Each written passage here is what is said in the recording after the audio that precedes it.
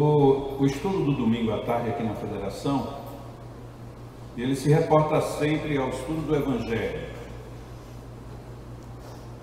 E na tarde de hoje, nós estamos reiniciando o estudo do Evangelho, porque no último trimestre nós concluímos, inclusive fizemos uma série de 6 reuniões de domingo, fazendo uma abordagem acerca de vários pontos da doutrina espírita que não eram necessariamente dentro da sequência do Evangelho.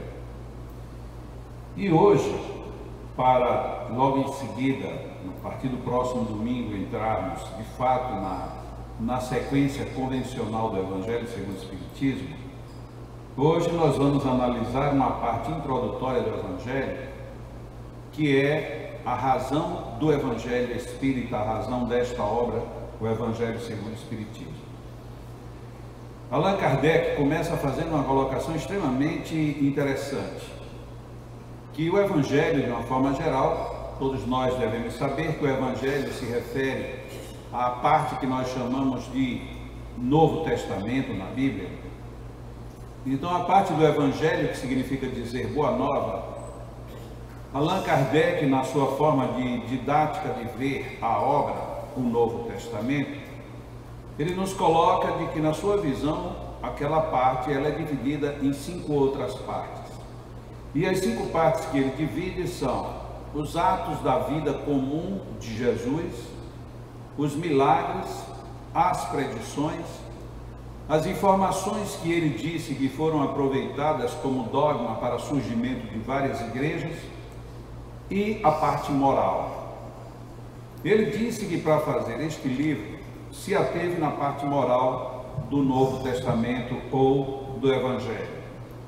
E ele dá logo de saída uma explicação muito lógica para isso. Existe muita polêmica em toda a vida de Jesus por 1001 motivos e interesses diferentes. Tem pessoas que discutem que Jesus existiu, que ele não existiu. Tem pessoas que afirmam que Jesus era louro, outro que era moreno. Um que era uma figura de homem muito bonita, outro que era quase um troglodita como pessoa. Algumas pessoas falam de que os milagres que ele fez, aquilo todo, era uma grande habilidade que ele tinha. Outros que as predições ou as previsões que ele colocou de uma forma tão emblemática que se aplica a tudo e a coisa nenhuma. De tal maneira que as várias filosofias, as várias pessoas e as várias cabeças podem se permitir chegar às conclusões que quiserem. A única parte que é de fato indiscutível do Evangelho é o que diz respeito ao aspecto moral. Porque a moral de Jesus, afinal de contas, a moral em essência, ela não pode divergir em nenhuma cultura, em nenhuma cabeça, apesar de que a ética da sociedade, essa sim muda, mas a moral ela teria que ser equilibrada.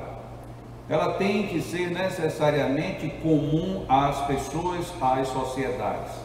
Ainda que uma determinada sociedade tenha por hábitos algo que não seja condizente a uma grande moral, fica sempre aquela sensação de que isto não é muito bom. Como, por exemplo, nós assistimos aqui no Brasil, e isso também não é só no Brasil, muitas vezes algumas discussões políticas em que alguém durante um governo, uma gestão, seja como legislador, executivo, o que seja, ele cometeu ou se envolveu em uma série de desvios, de condutas impróprias.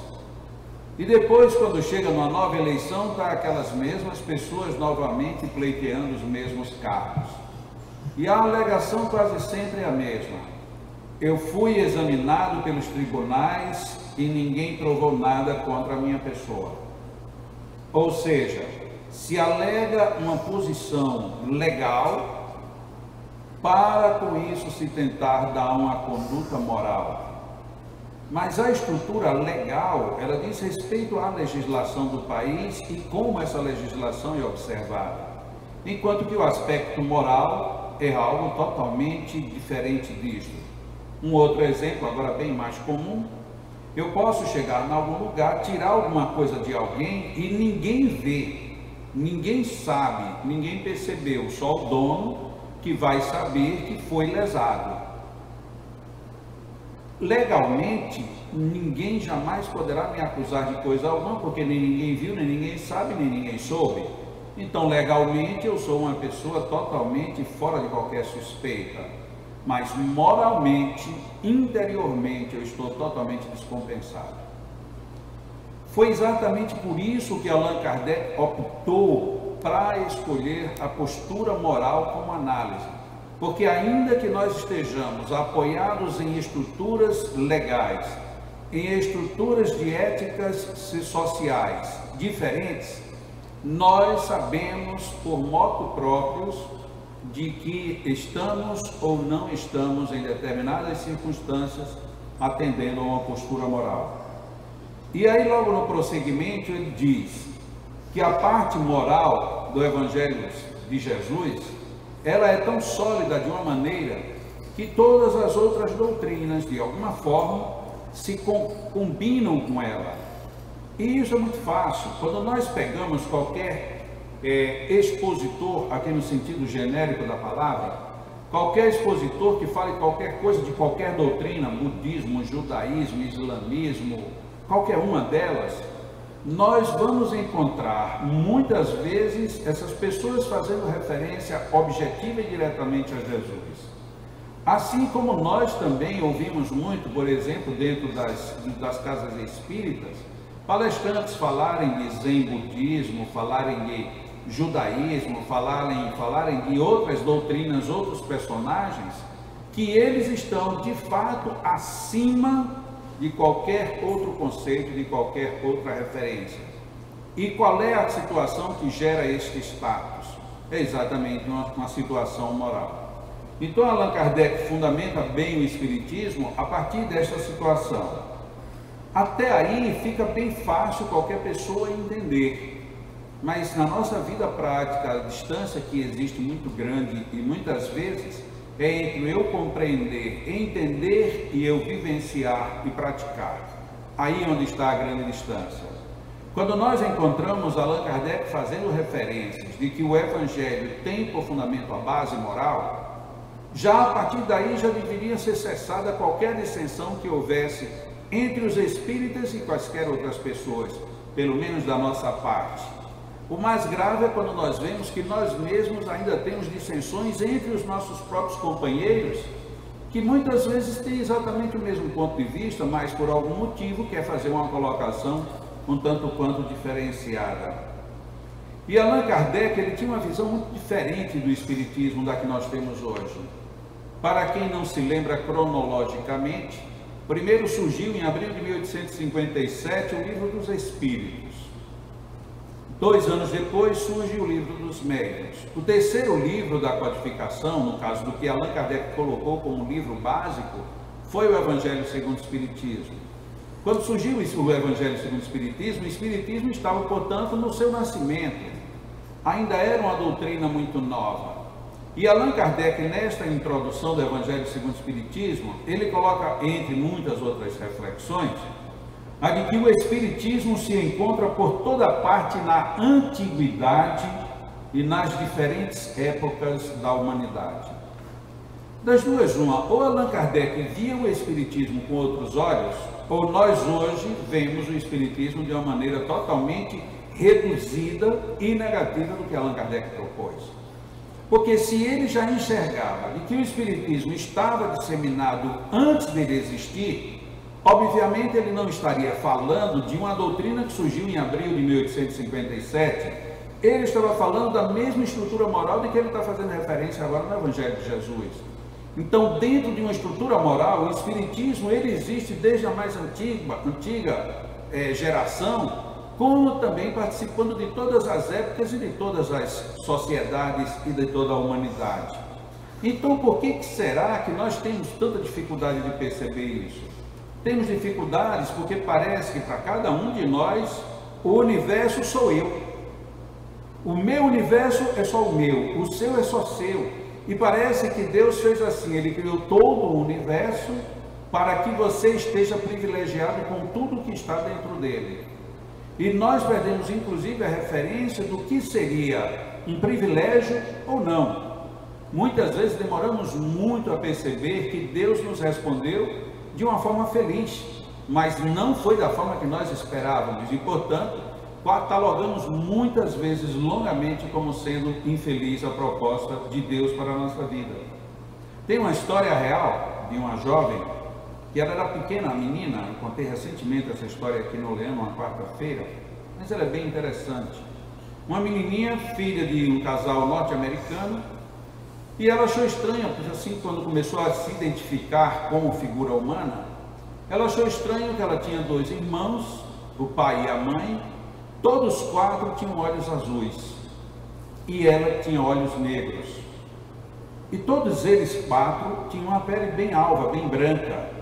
E a pele dela, apesar de branca, ela tinha um quê de escura, ela tinha um quê de morena.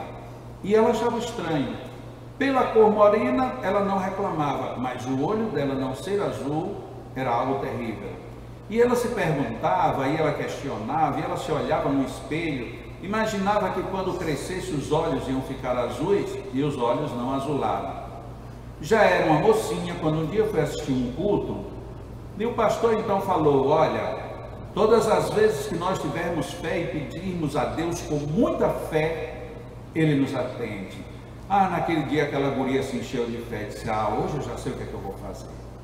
E à noite, quando foi se deitar, fez a mais sentida prece, a mais forte prece que ela poderia fazer, pedindo a Deus que transformasse os seus olhos morenos, olhos negros, em olhos azuis. E dormiu inquieta, mas dormiu, e quando acordou cedo, foi olhar-se ao espelho, e olhando-se no espelho, que decepção! Seus olhos continuavam negros. E ela disse: Deus não atendeu a minha prece. E ela ia ficar triste quando teve uma ideia recorrente. Mas todas as vezes que eu peço alguma coisa a alguém, eu quero que essa pessoa me diga sim, mas nem todo mundo me dá sim a tudo que eu peço. Então o não também é uma resposta. Eu pedi a Deus para ter olhos azuis. Por algum motivo, Ele acha que eu devo ter olhos negros. E esqueceu aquela cena. De vez em quando ela se incomodava, mas aquilo foi se tornando pouco relevante na sua vida. Ela cresceu, viveu muitos anos, e já um dia, já na idade madura, já uma senhora, ela foi servir a uma colônia na África, em que havia uma miséria muito grande.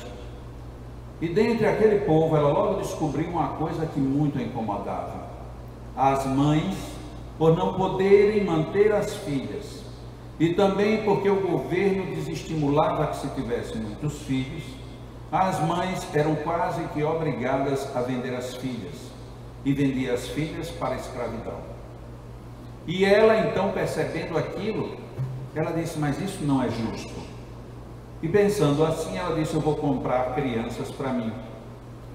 E quando ela soube que poderia comprar, havia um empecilho. Ela teria que ser da própria região, porque eles não vendiam para estrangeiros. Mas ela se disfarçou e começou a comprar crianças, e comprou muitas crianças. E todas as crianças que ela comprou, ela mandou para povos que podiam adotá-las como filhas. E essas crianças saíram do risco da escravidão e da prostituição, porque alguém tinha comprado as suas vidas. Já mais anos depois, uma jovem chega para ela e diz assim: mas que engraçado, quantas vidas a senhora comprou e quantas vidas compradas a senhora salvou? Ela disse: pois é, graças a Deus eu tinha condições para fazer isto. Ele disse: nossa, a senhora deve agradecer muito a Deus, não é? Ela disse: agradeço todos os dias. Ele disse: pois é, porque se a senhora tivesse uma pele mais branquinha um pouco e tivesse olhos azuis, a senhora jamais teria comprado uma única criança. E ela pergunta por quê? Diz: porque eles não permitiriam. Então a senhora encobria um pouco a sua pele com as roupas, mas seus olhos lhe trairiam.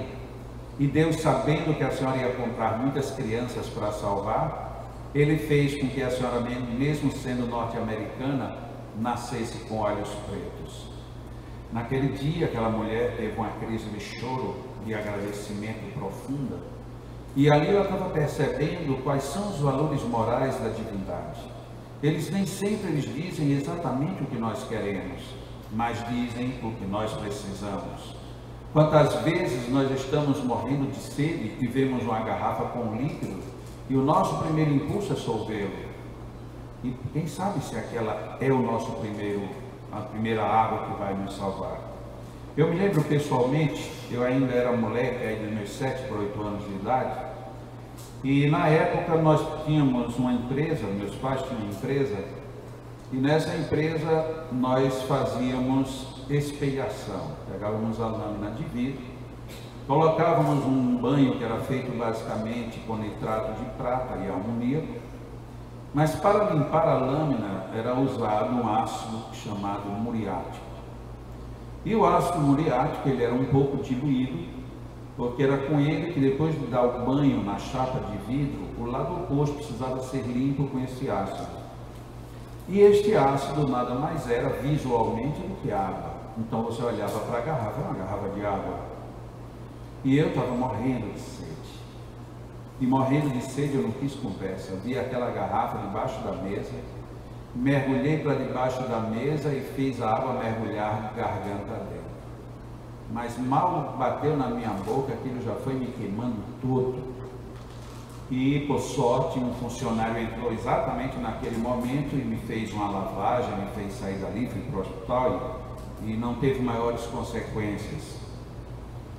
Mas diz exatamente isso, nem sempre o primeiro vasilhame com algo que parece com água é necessariamente água, nem é aquilo que vai matar a nossa sede. Quantas vezes é preciso que a gente atenda, seja a prudência, seja o bom senso, seja o convite da própria situação em que a vida nos encontra.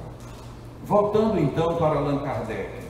Allan Kardec coloca para nós que o Espiritismo, estando disseminado em todas as doutrinas, ele obviamente encontraria espaço em todas elas. No livro A Gênese, ele chega a comentar que o Espiritismo produziria espíritas de vários matizes, espíritas católicos, espíritas protestantes, espíritas judeus e assim sucessivamente. Como a dizer que para ele não havia barreiras de divisão, de separação, de intrigas ou de oposição. Todos nós estávamos e estamos absolutamente sob as mesmas circunstâncias morais. E ele diz, é por isso que ele, o Espiritismo, rasga horizontes novos para o futuro, porque projeta a luz não menos viva sobre os mistérios do passado. E é verdade, porque é algo que nos intriga. Muitas vezes nós ficamos na dúvida de onde viemos, para onde vamos. Quantas vezes nos restam dúvidas violentas sobre por que alguém tem alguns dons, outros não? Por que Jesus conseguia e nós não?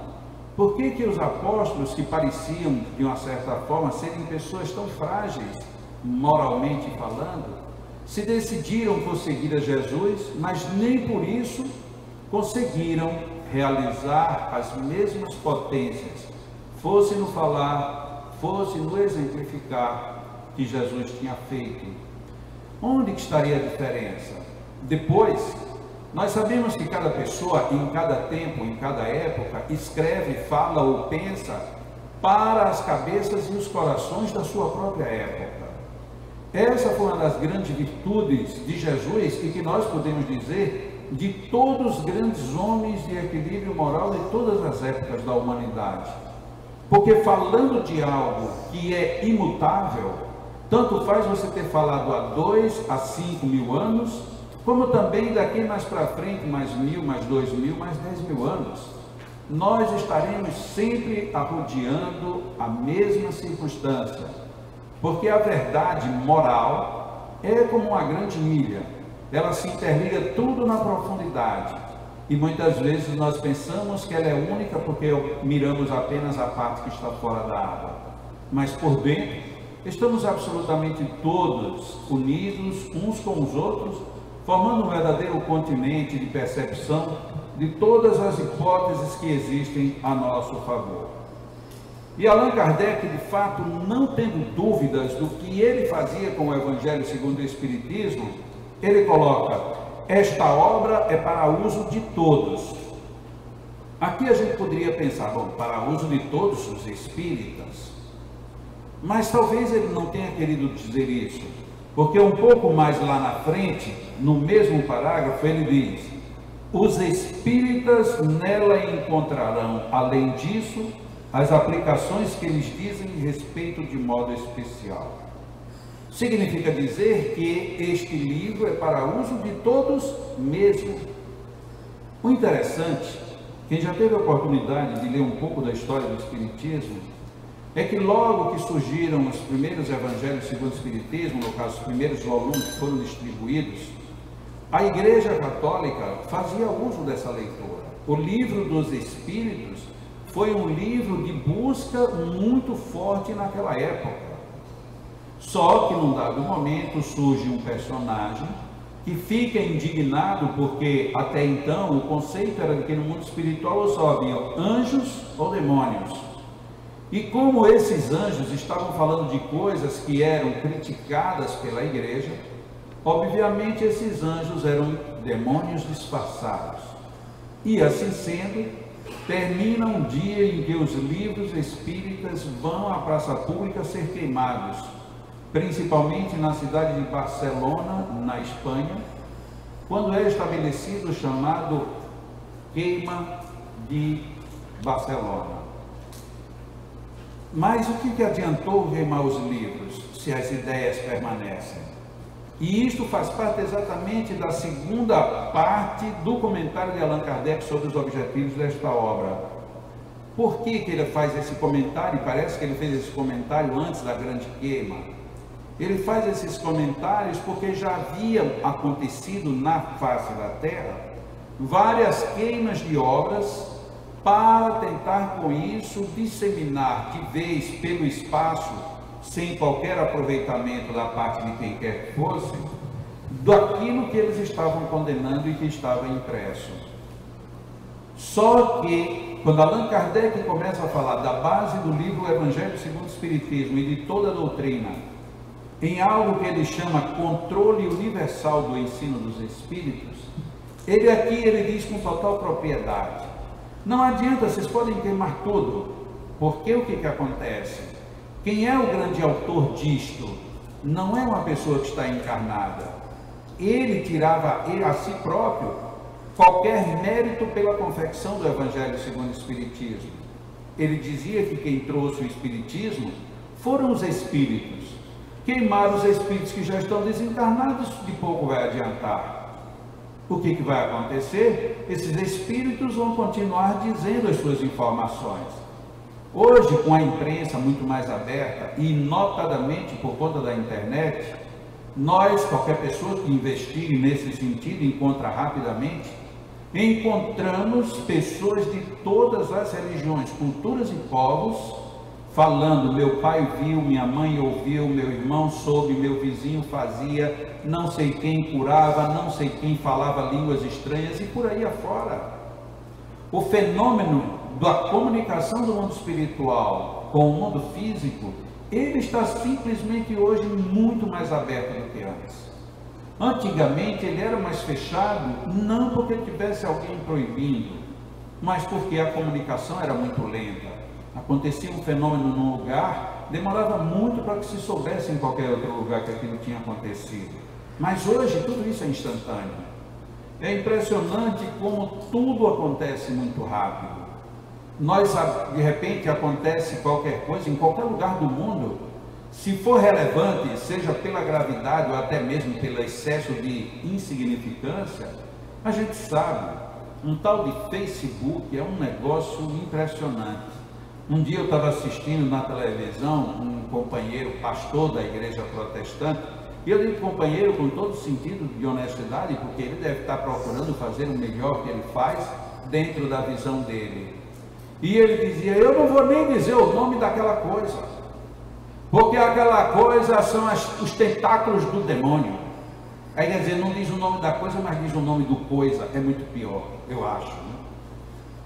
Porque o demônio, aquilo é um negócio impressionante. E ele põe assim, ele não vou dizer o nome para vocês não ficarem, mas ele põe assim a cara. É o Isso é cara, é fácil.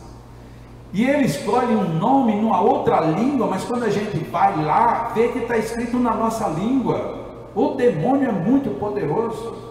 E aí você chega lá e você encontra o demônio falando. E eu naquela hora eu tive uma estranha curiosidade. Eu não sei porque nós espíritos, pelo menos eu sou muito esquisito. Eu não tinha o que fazer ouvindo aquilo. Eu disse, nossa, eu vou fazer de conta que eu sou protestante da igreja desse homem agora. E já que ele está dizendo que o capeta está ali, eu vou ver se o capeta também se disfarça dele. E aí eu peguei o nome do pastor e coloquei lá para procurar. Só que eu, em vez de ir para o Face, eu fui para ele, ou seja, é o YouTube, eu fui no tubo dele. Aí eu entrei lá no YouTube e coloquei o nome do pastor, mas estava cheio de palestra dele. Eu digo, o capeta está se parecendo com ele. Ou seja, a gente começa a falar tanta bobagem que a gente nem se dá conta de que eu dizendo que aquilo é a figura do capeta, eu sou o capeta que estou lá no lugar da figura. Ou eu sou a figura, e aí como é que eu fico? Nossa, a internet é algo extremamente maravilhoso. Tem porcaria, muita, demais sim, porque você está procurando isso. Porque se você não estiver procurando isso, você não vai encontrar nenhuma porcaria. Até porque se ela aparecer, você deleta, você fecha, muda e acabou. Eu fico morrendo de medo toda vez que alguém diz assim, nossa, essa internet, Deus me livre. Eu digo, nossa senhora. Onde é que essa pessoa anda quando anda na internet? Porque se você tem muito medo daquilo, é porque aquilo lhe apavora, ou lhe agrada demais, porque a gente tem medo de certas coisas. Estou falando por mim, eu não assisto novela. Muitas pessoas pensam que é uma atitude de machão. Não é. Eu não assisto novela por dois motivos. Primeiro, porque eu prefiro usar meu tempo em outras coisas. Essa é a minha parte virtuosa. E depois a parte defeituosa, eu não assisto novela porque se eu começar a assistir eu fico viciado. Simples. E eu não quero ficar viciado somente por isso. Então tem gente que diz assim, não, eu não assisto, mas você sabe, hoje de manhã alguém aqui me perguntou, quem é que não gosta de, e disse o nome de uma pessoa. Eu disse, ela frequenta aqui o Leandro, a pessoa deu uma risada na minha cara, ela estava falando do personagem de uma novela, e eu, idiota, nem ao menos peguei, pensava que ela estava falando de alguém que vinha aqui no Leandro. Se você gosta, tem quem gosta dessa pessoa, quem é que gosta dessa pessoa? E eu ingenuamente perguntei quem ela vem aqui no Leandro. Não, ele está novela de Gaí, está perdido, então eu não gosto porque eu não sei nem quem é. Ou então eu gosto porque também não sei quem é, no tempo ela nunca fez mal a mim nenhum. Nossa, são bênçãos. Aí hoje o Espiritismo pode estar disseminado em tudo isso, que legal. Mas aí quando a gente vai lá para procurar o Espiritismo na internet, a gente tem encontrado tantas coisas lamentáveis. Eu tenho tanta dó, porque às vezes as pessoas chegam no centro espírita querendo a solução de todos os seus problemas de sua vida, e essas soluções vêm de fora para dentro. Você não vai fazer nada. Ah, eu queria tanto ficar bom, porque eu tô com um problema de fígado. Ah, é? E o que foi que você fez? Ah, não sei, eu acho que eu já nasci com esse meu fígado ruim. Ai, que pena. Pois é, mas se você ficar com o fígado bom mesmo, aí eu vou continuar comendo gordura, bebendo muito e tal. Ah, então é por isso que você quer que os espíritos agora venham para lhe dar um bom fígado, para você aguentar o tranco que você não está aguentando. Lógico que os espíritos não vão fazer isso. Tem uma amiga que um dia o marido, ela veio aqui com o marido, e o marido estava com um problema de câncer de pulmão violentíssimo, já no último grau. E eu, inadvertidamente, eu estou fazendo aqui aquele comentário que eu faço rápido, e no meio do comentário eu falando que às vezes a gente tem muitas dificuldades. Por exemplo, uma pessoa que fuma vai ter problemas de pulmão, assim como uma pessoa que come muito. E eu falei umas duas ou três coisas. Ah, o marido dela disse que não viria mais aqui, porque eu tinha dito aquilo para ele. Não, mas como que eu disse para ele? Ele estava comentando um exemplo qualquer. E eu acho que desses exemplos de vício, o mais comum que a gente tem a falar é o cigarro. E aí ele disse para a mulher, prefiro morrer do que ter que parar de fumar. Ok, a sua oração foi atendida, ele desencanou relativamente rápido. Ora, você já está com o pulmão acabado, o seu coração já está sofrendo, e você não quer ouvir um conselho de que tem que parar de fumar, prefere morrer, então vai morrer. E a gente nem percebe que nós mesmos estamos emitindo contra nós a grande pena que a gente diz que não quer ter, quer sofrer. Com o Espiritismo, nós temos a oportunidade de ter uma visão moral ampla. Se ela vai nos afetar, é porque moralmente estamos precisando de algumas reflexões. Tudo na vida tem que gerar reflexões. As opções nossas só são duas. Quem quer muita opção tem três. Neutra, ou seja, não gera coisa nenhuma. Mas se gerar, vai gerar boa ou vai gerar má reflexão. Ah, mas o que a pessoa disse ali foi muito ruim. Sim, mas foi muito ruim por quê? Ah, foi muito ruim porque não é possível viver desse jeito. Sim, mas por que não é possível viver desse jeito? Ah, porque eu vivendo como eu estou, como é que eu vou viver se eu não viver do jeito que eu estou? Albert Einstein, ele dizia que era muito interessante.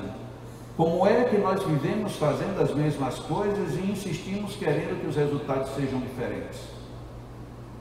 E aí ele diz com toda a classe, isso é imbecilidade. E realmente é o que a gente faz. A gente começa e faz sempre a mesma coisa, toma o mesmo comportamento e geralmente é equivocado, e queremos que o mundo agora corrija tudo. Não tem como o mundo corrigir algo que eu estou fazendo de maneira equivocada, pouco feliz. Allan Kardec, então, continuando, ele coloca que o Espiritismo não tem nacionalidade, não faz parte de nenhum culto particular, nem é imposto por nenhuma classe social. Eu vou até tomar um gole de água, porque isso aqui é cruel. A gente poderia ir a várias igrejas, e se a gente lesse isso, vamos supor que nós estejamos numa igreja hinduísta, e aqui onde ele colocou o Espiritismo, nós colocássemos hinduísmo, a gente ia ter um choque interno. Se nós fôssemos numa igreja católica e dissesse catolicismo, ia ter o mesmo choque. E aqui na espírita, a gente tem que sofrer o mesmo choque também. O Espiritismo não tem nacionalidade. Normalmente, quando alguém pergunta para a gente como foi que o Espiritismo nasceu na França, a gente já dá uma nacionalidade para ele, de saída. Não faz parte de nenhum culto, mas é claro que tem o culto, porque todo domingo tem o culto do Evangelho no lar, tem o culto e tem o culto, ou seja, a gente já criou o culto faz muito tempo.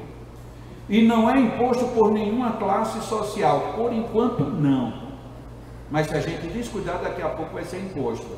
Ah, você é espírita? É, mas espera aí, o que é que você faz da vida? Porque dependendo do que você faz, você pode ser ou não. Se nós olharmos a história das religiões, todas, elas trilharam exatamente esse caminho. Vão se ausentando lentamente do aspecto moral e vão entrando de forma violenta e segura no aspecto ritual. E nesse aspecto ritual surgem os contextuais que vão obrigatoriamente nos levar a padrões. E dentro dos padrões perdemos a referência, porque a moral, ela não tem um padrão de exigência em cima de ninguém. Porque como os Espíritos responderam e como Jesus afirmou, Deus, a vida e todos os conceitos estão na minha própria consciência. Mas essa ideia também nos revolta. Por que nos revolta? Porque a primeira coisa que a gente pergunta é, e uma pessoa que não tem consciência? Se ela não tem consciência, os padrões dela são inconsequentes. E uma pessoa que tem consciência, mas não quer ter, ah, bom, você já respondeu, ela tem. Não querer ter é outra coisa que é impossível. Eu não consigo, tendo audição, me aproximando para ouvir duas pessoas conversando, depois dizer que não ouvi. Eu posso mentir e dizer que não ouvi, mas que eu ouvi, eu ouvi. Quantas vezes a gente ouve pessoas dizendo coisas totalmente indevidas e a gente depois diz assim, bom, mas não era nem comigo. Como que se eu não tivesse ouvido? Lógico que eu ouvi, o meu ouvido participou daquilo. E na hora que participou, obviamente mexeu com o meu estado emocional, psíquico. E por conta disso, eu tenho uma postura. O Espiritismo não tem nacionalidade. Por quê? Porque ele já tinha dito que o Espiritismo é ancestral. Ele vem da mais remota antiguidade. Passou por todas as culturas e todas as seitas e todos os povos, em todos os tempos. Então ele é alocal ou não local. E ainda não temporal. Se quando a gente lê isso, a gente pensa com uma cabeça quântica hoje, a gente vai ter que concluir que Allan Kardec foi fantástico. ainda não existia nada da teoria da relatividade, e ele já colocou o espiritismo como alguma coisa que estava além do eixo espaço-tempo. Porque se o espiritismo é não temporal e é não espacial, então ele nem ao menos está nos planos da propositura grande de Albert Einstein e de Planck. Mas será que nós temos percebido isso? Será que isto faz algum tipo de sentido, dentro do meu senso? A gente não percebe, porque nós estamos personalizando, pessoalizando, individualizando não só o contexto, como a interpretação. Estamos fazendo do espiritismo um espiritismo de bolso, quando o espiritismo é essa doutrina, conforme Allan Kardec coloca na introdução do Evangelho segundo o Espiritismo. Aí alguém diz para nós: você é espírita? Você não é espírita? Eu sou espírita no momento em que eu digo que eu entendo e eu estou querendo seguir isto aqui, ou estou me esforçando por seguir. Mas não é alguém dizer que eu sou ou que eu deixei de ser que vai valer isso. Eu estava conversando hoje com o José Otávio, que foi o palestrante do Café Cultural desta manhã aqui no Leão, conforme Dona Dagmar disse, uma palestra muito interessante, muito rica. E na nossa conversa, nós falávamos das dificuldades dos expositores em serem mal interpretados pelas pessoas. E ele fez algumas colocações de alguns expositores e eu me limitei a ouvir. Eu digo, já está bom demais eu ouvir, pelo menos eu estou ouvindo, porque se eu for dar a minha opinião ela já está de uma certa forma muito repetida, pelo menos dentro de minha alma. E eu ouvi, e é realmente preocupante, porque se alguém está escrevendo só pensando em ganhar dinheiro, e eu acho que as pessoas são bobas, porque se tem alguém escrevendo para vender sem direito autoral, ela está ganhando o quê? Ela não está ganhando nada, mas as pessoas dizem que você está ganhando. E por aí vai. Então ele falou de pessoas que fazem, que abandonam quase que a família para fazer palestra, aí ele falou de A, de B e de C, e que aí depois dizem que a pessoa é isso, que a pessoa é aquilo, e reage daquele outro jeito. Ok. Ano passado, teve um grande movimento lá nos Estados Unidos, e como eu tenho muitos amigos lá, e praticamente todos os centros espíritas nos Estados Unidos, pelo menos da costa oeste, do meio e do sul dos Estados Unidos, eu praticamente conheço todas as casas e todas as pessoas. Eu tomei um susto quando eu cheguei lá nos Estados Unidos, e uma pessoa que inclusive já me recebeu na sua casa, ela disse para minha nora, simplesmente, que eu não sei por que você insiste em dizer que Jacó é espírita, porque Jacó já deixou de ser espírita faz tempo. Eu digo, nossa, eu nem sabia disso. Quer dizer que eu deixei de ser espírita e eu não estou sabendo. Ninguém me disse. Foi a primeira vez que eu soube que eu tinha deixado de ser espírita. Aí agora chegou uma amiga de lá de Cuba, que teve agora há 2 semanas o Congresso Internacional de Espiritismo, lá em Cuba. E aí tinha um companheiro daqui de Natal, que inclusive frequenta aqui o Leão, que ele estava conversando com o outro, e ele estava meio indignado com o outro.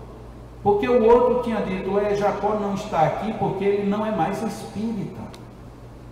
Eu digo, meu Deus, se eu não sou mais espírita, eu sou o que essas alturas? Porque se tem um negócio que em mim vibra 24 horas por dia, todos os dias da semana e do ano e da vida, é espiritismo. Agora, igrejismo, não. Porque eu penso espiritismo como Allan Kardec coloca. É uma doutrina que existe de sempre, que vai existir para sempre. Não que eu não tenha vínculos estritos com a obra do senhor Allan Kardec, tanto tenho, que eu tenho um livro chamado Reavaliando Verdades Distorcidas, que nada mais é do que trabalhado exaustivamente e nominalmente textos de Allan Kardec. Mas é que as pessoas não querem esse espiritismo. As pessoas estão querendo aquele espiritismo que, bom, eu estou passando umas dores, você acha que só pode ser um obsessor, não é? Aí você tem que dizer, é. Não, mas se você não acha também que eu tenho um problema de outra reencarnação, aí você tem que dizer, tem. Porque nesta vida, você não acha que tem muita gente me perseguindo? É verdade. E você não acha que eu estou sofrendo injustamente? Aí você tem que dizer, está. E como é que você acha que eu posso suportar? Eu digo, eu não sei. Eu não sei nem como é que você existe com tanto problema. Não, mas também não é assim. Ai, ainda bem. Porque a essas alturas eu pensei que você já tinha desistido da vida. Não, mas eu já pensei em me matar. Não, não estou falando de matar, estou dizendo da vida. Porque você vai se matar e vai continuar vivendo, então não adianta. Porque nós queremos não a religião que me leve a pensar a ser a pessoa onde quer que eu esteja. Eu quero uma religião que me resolva meus problemas e me deixe em paz com os meus próprios pensamentos. Eu tenho um outro amigo que ele tem uma visão riquíssima da doutrina espírita. Ele se orienta muito em cima de Allan Kardec. E aí vocês podem prestar atenção, se você pegar alguém que é muito literal em cima de Kardec, não literal no sentido de pegar o pé da letra, mas de entender a mensagem dele, pode ter certeza que esse é considerado obsidiado. Lógico que esse meu amigo é obsidiado. Por quê? Porque quando alguém diz algumas coisas para ele, ele diz assim, mas está em Kardec? Aí a pessoa diz, não, mas nem tudo está lá. Diz, tudo bem, não está lá tudo, mas o que é que disso aí tem lá? E as pessoas ficam aborrecidas com isso.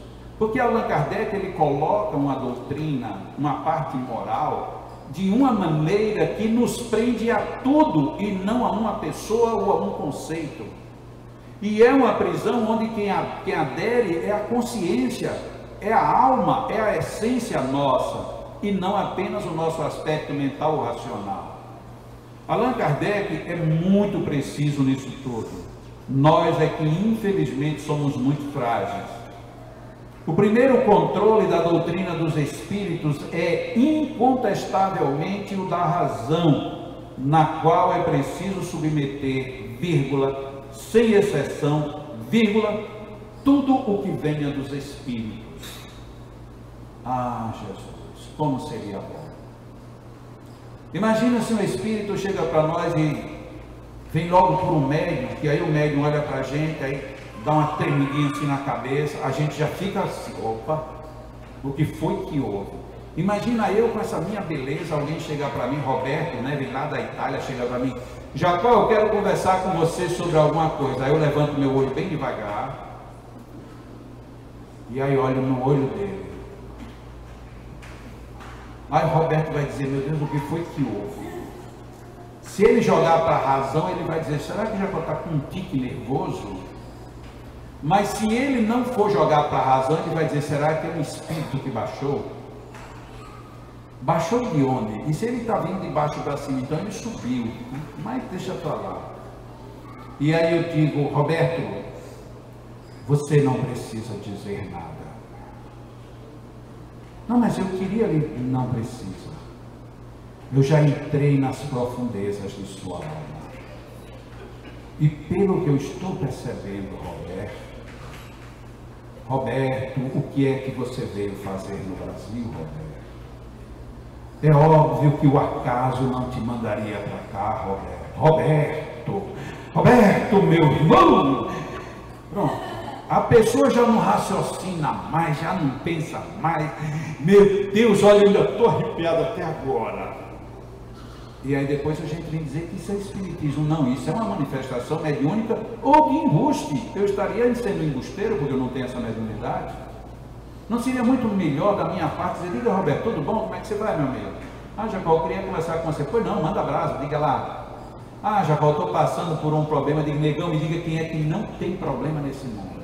Não, Jacó, mas o meu é diferente. Lógico, ninguém tem um problema igual, porque ninguém é parecido uma com a outra pessoa.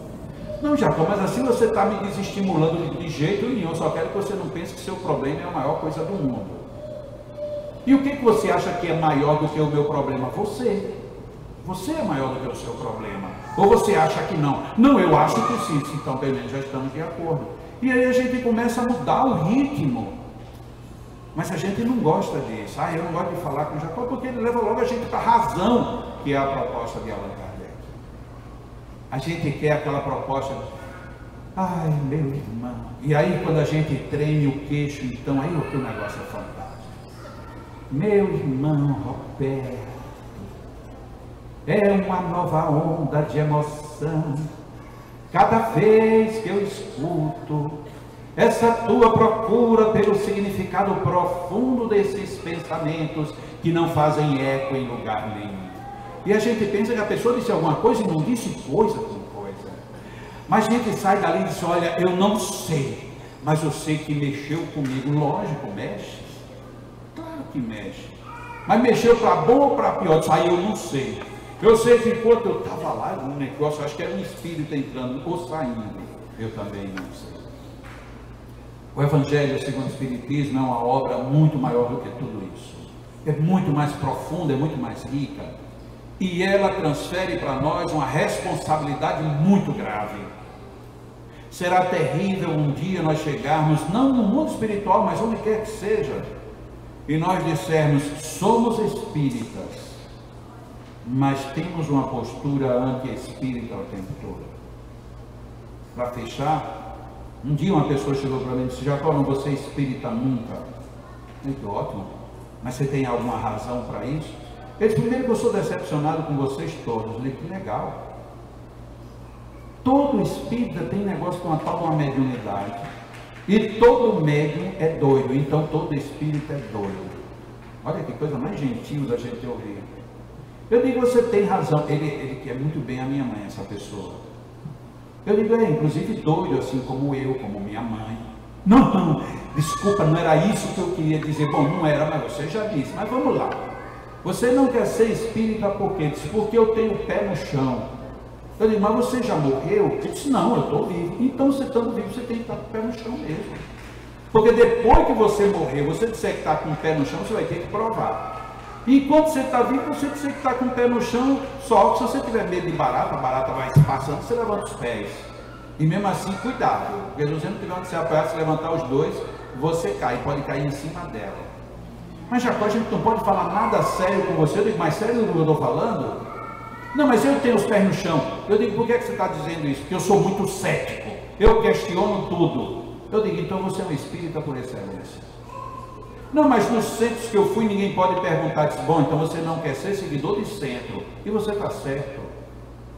Porque a proposta de Allan Kardec não é a gente seguir uma casa de pedra, nem uma pessoa apenas porque ela diz ou porque ela falou. Nós temos que ter razão. É essa a proposta de Allan Kardec para a constituição do Evangelho segundo o Espiritismo. A primeira evidência que nós temos da comunicação com os espíritos é testá-los, todos, sem exceção. Mas a gente não testa. Ah, porque veio por Chico. Sim, veio por Chico, e daí só por conta disso o espírito é sábio? Não, é porque veio por Divaldo, e daí?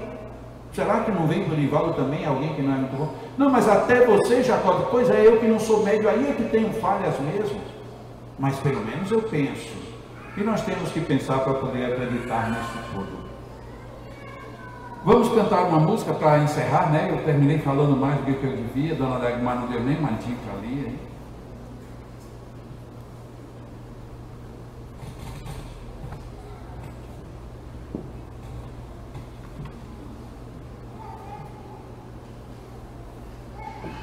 Vamos cantar a música Vem.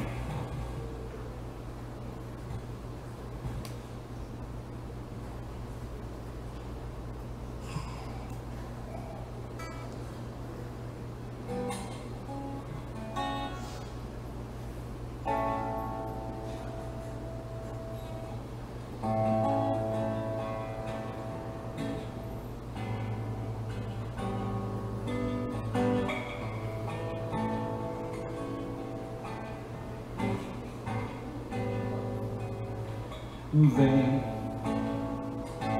pense em Deus,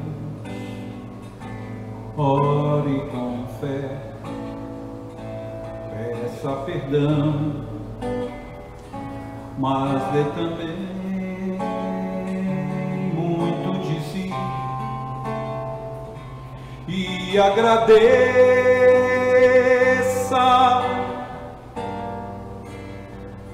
por tudo, enfim, que lhe acontece.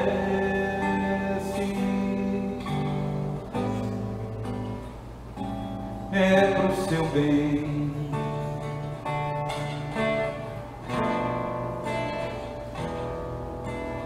Vem, orar faz bem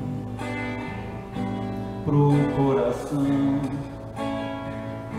o caminho para se chegar a nosso Pai e lhe pedir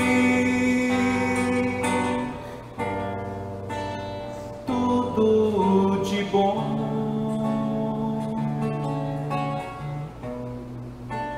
sem pretensão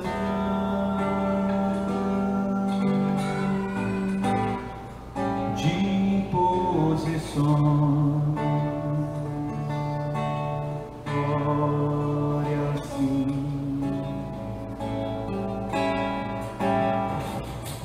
Pai meu amigo, conto contigo, com tua paz.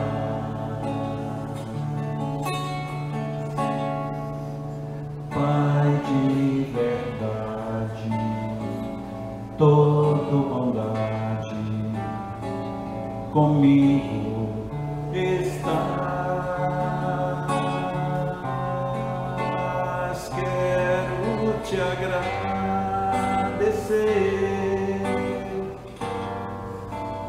por tanta vida em mim,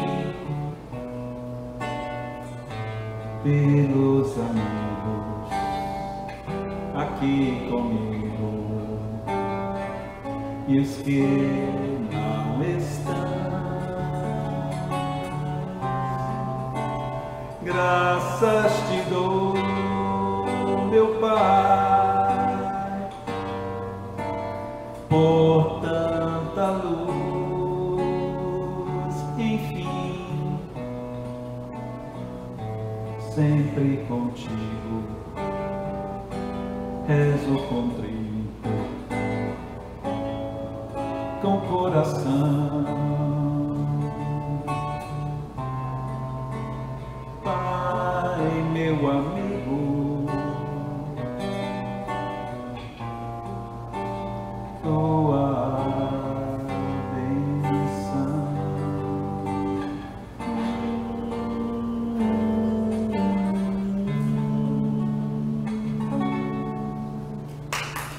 Muito obrigado, uma boa tarde, um bom domingo, uma boa semana para todos.